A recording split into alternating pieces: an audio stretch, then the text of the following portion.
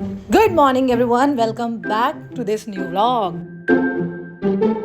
तो दिन की शुरुआत होती है हमारी थोड़ा वक्त पर जागकर, जिसके बाद मैं अपने कमरे की सफाई करती हूँ और खुद भी अपने आप को तैयार करती हूँ। देखिए, उठते ही मुझे मिलता है मेरी बालकनी से ये सुंदर सा व्यू, जिसमें मुझे लोगों की खपरें और खिड़कियाँ दिखाई देती हैं। ये फूल मैं कल अपने लिए लेकर आती हूँ क्योंकि मुझे फ्लावर्स बहुत पसंद है। कोई मुझे दे ना दे, मैं अपने लिए खुद ही फ्लावर्स लेती हूँ।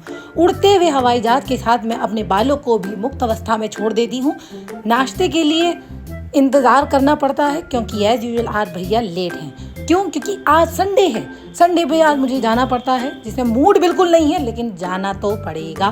खैर, हम अपने हुलिये को ठीक करते हैं, फिर से भैया के पास जाते हैं कि समय पर हमें नाश्ता मिल जाए। तो अब रेडी हो चुका होता है नाश्ता करने के बाद हम निकल पड़ते हैं। तो निकलने के साथ हमें आज अपनी राइड जो लेनी है वो लेनी होगी ऑटो वाले भैया के साथ। तो हम चल पड़ते हैं और ये रहा हमारा खूबसूरत सा रास्ता, जहाँ से निकलने के बाद हम आज पहुँचते हैं ऑफिस। ऑफिस पहुँचने के बाद लगते हैं अपने काम पर, जहाँ ये काम करते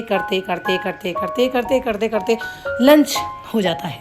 लंच की भटक में मैं घूमती हूँ इधर से उधर, जहाँ आज हमें मैकडी का मील ऑफिस वालों की साइड से एक दया दृष्टि का भाव देखते हुए मिल जाता है, क्योंकि हम संडे में काम करने जो आए हैं। फिर मुझे खुशी होती है निकलने की, ये सोचकर क्योंकि आज मेरे घर वाले नोएडा ही है, तो वो मुझे लेकर चलते हैं। अब मुझे उन तक पहुंचने के लिए 10 किलोमीटर की दूरी को पार करना है, जिसके लिए मैं मेट्रो का सहारा लेती हूँ। अब मेट्रो फटाफट आ जाती है, से उनके पास चल देती हूँ। रास्ता ना भटकूं, इसलिए बहुत सारी महिलाओं के पीछे पीछे ही मैं रास्ते में निकल जाती हूँ। दूसरी ब्लू लाइन पे जाने के लिए मैं जितना जल्दी भागती हूँ उतने लेट हो जाती हूँ और मेरी दूसरी मेट्रो मिस हो जाती है। अब मुझे समय पर तो पहुँचना ही है, तो मैं रैपिडो बुक करती हूँ और वहीं से अपने घर वालों के पास पहुँचने की जल्द से जल्द कोशिश करती हूँ। लेकिन आज वक्त भी मेरे साथ नहीं है, ट्रैफिक भी मुझे मिल रहा है और मुझे शाम से रात हो जाती है। खैर, इन सबको देखने के बाद उस रात का ज़्यादा मलाल नहीं होता मुझे लेट पहुँचने का, और मेरे भाई की नौटंकी भी कैमरा देखते ही शुरू हो जाती है।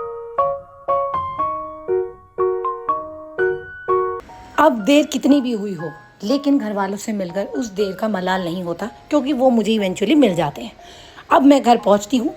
घर पहुंचकर मुझे मेरे सारे घर वाले मिलते हैं, भाई, भाभी, दीदी, अरहान भैया ने अपनी हाथ तुड़वाई थी तो उन्हें भी देखना था। जैसे उसका हाथ था वैसा ही हमारा दिमाग भी हो रहा था। अब वक्त हो चला है डिनर टाइम का, लेकिन उससे पहले मैं पापा की कुछ कलाकारी देखना चाहूँगी। पापा ने फिश एक्वेरियम के लिए बहुत सारे जुगाड़ लगा दिए हैं, या मैं कहूँ उसे तैयार कर दिया है, जिसमें कि उसकी लाइट्स, वॉलपेपर और बिडिंग सब कुछ अब लगभग रेडी हो चुका है और मुझे तो देखने में काफ़ी अच्छा लग रहा था। आप मुझे अपने रिव्यूज़ कमेंट्स में बताना। जिसे बनाकर पापा भी मुझे काफ़ी खुश दिखाई दिए। और इसके बाद दीदी को करते हैं हम आखिरी बाय बाय, क्योंकि इसके बाद वो अब चली जाएंगी, मिलेंगी हमें कुछ महीनों बाद। खैर, वो तो चली जाएंगी, लेकिन हमारा काम ये तो यही रहेगा। इसे निपटाते हैं और इसे निपटाने के बाद मेरी खुशी के साथ कैंडी की खुशी कुछ इस तरीके से दिखाई देती है। वो उल्टा होकर ही मुझे अपना प्यार दिखाता है, मुझे क्या सभी को इसी तरीके से प्यार दिखाता है, फिर काटता है और प्यार से और भी ज़्यादा काटता है, क्योंकि मेरे हाथ में सारे निशान इसी के दिए हुए हैं। ये काम निपटाने के बाद आज कैंडी मेरे पास इतनी प्यार से आता है और वो मेरी गोद में सो जाता है, जिसे देखकर मैं तो उसे नहीं छोड़ती बिल्कुल भी, और अपने भाई को बोलती हूँ कि फटाफट रिकॉर्ड कर इस मोमेंट को, क्योंकि वो सच में बहुत प्यार से सो रहा था। और उसके कुछ ही देर बाद वो उछल के गायब हो जाता है, जो आपको भी नहीं दिखेगा इसके बाद। खैर, ये सब हो जाने के बाद हम अपनी कचहरी लगाते हैं, जो कि रात 11:30-12 के आसपास लगती है, और यही करते हैं हम आज के व्लॉग का end. See you in the next vlog. Bye bye.